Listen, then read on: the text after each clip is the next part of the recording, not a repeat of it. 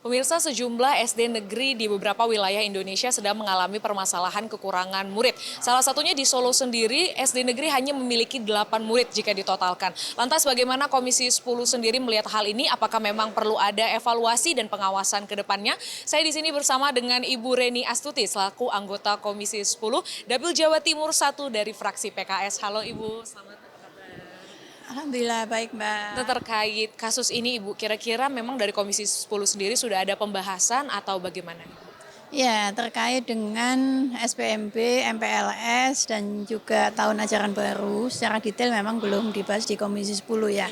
Tetapi informasi kemudian kondisi di lapangan salah satunya terkait dengan kekurangan siswa di sekolah dasar negeri, tentu ini perlu mendapatkan pencermatan dan tentu kita meminta kepada Kementerian Pendidikan Dasar dan Menengah untuk memiliki data secara menyeluruh.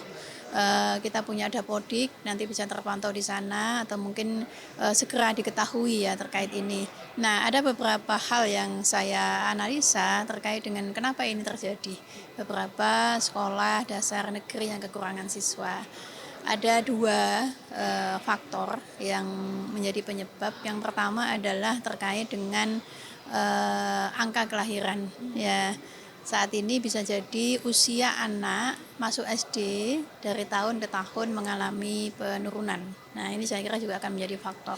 Kemudian yang kedua adalah terkait dengan pilihan orang tua untuk menyekolahkan anaknya di sekolah dasar. Ada beberapa yang menjadi tantangan bagi sekolah dasar negeri adalah terkait dengan kualitas. Sehingga orang tua dengan kondisi zaman seperti ini biasanya di sekolah dasar negeri itu kan waktunya pendek ya. Ada orang tua yang bekerja, kemudian orang tua yang membutuhkan anak bisa lebih memilih full day atau memilih waktu yang lebih panjang di sekolah sehingga kemudian itu ada di sekolah swasta. Di samping juga kualitas pengajaran atau kualitas sekolah yang lebih baik sehingga kemudian ini berpindah ke swasta atau mungkin ada pilihan juga kesadaran orang tua yang memilih anak untuk masuk ke pesantren atau ke boarding school seperti itu ada beberapa hal. Nah, apa yang kemudian harus dilakukan oleh pemerintah tentu yang pertama adalah peningkatan kualitas sekolah dasar negeri. Ya, ini saya kira menjadi hal yang sangat penting agar dilakukan perbaikan, peningkatan ya.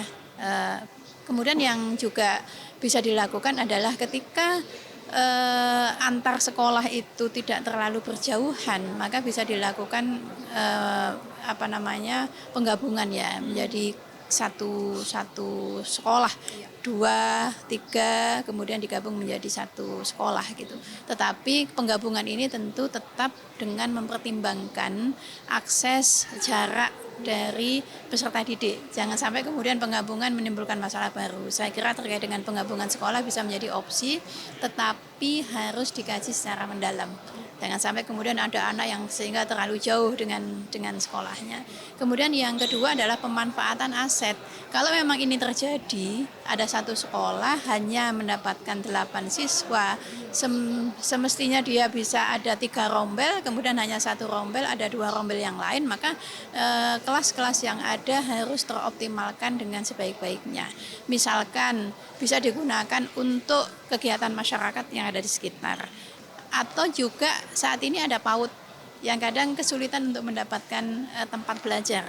Nah, saya kira aset-aset di sekolah dasar negeri yang memang tidak terpakai karena adanya pengurangan siswa itu kemudian bisa dimanfaatkan, bisa digunakan, bisa difungsikan untuk layanan pendidikan yang lain. Seperti itu. Kemudian yang terakhir yang juga harus dilakukan adalah distribusi guru. Kita melihat di satu sisi saat ini ada banyak kekurangan guru di sekolah-sekolah. Di beberapa kota termasuk di Surabaya kekurangan guru juga terjadi, apalagi di daerah-daerah yang lain.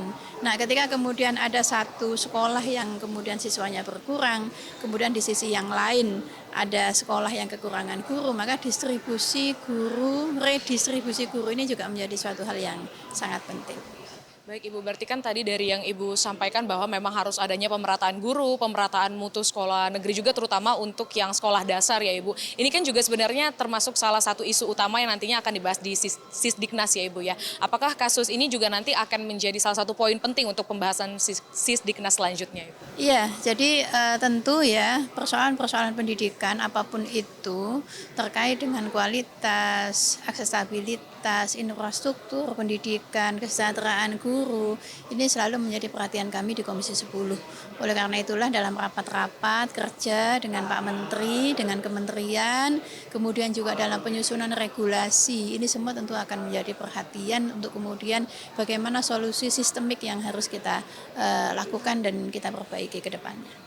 Baik, terima kasih Ibu. Pemirsa, berarti dapat kita simpulkan bahwa ke depannya Komisi 10 sendiri juga akan menjadikan ini sebagai salah satu poin utama dalam membahas Sisdiknas agar ada payung hukum untuk melakukan pemerataan jumlah guru, juga pemerataan fungsi ataupun mutu dari kualitas pendidikan terutama di sekolah dasar itu sendiri dan di berbagai daerah di Indonesia.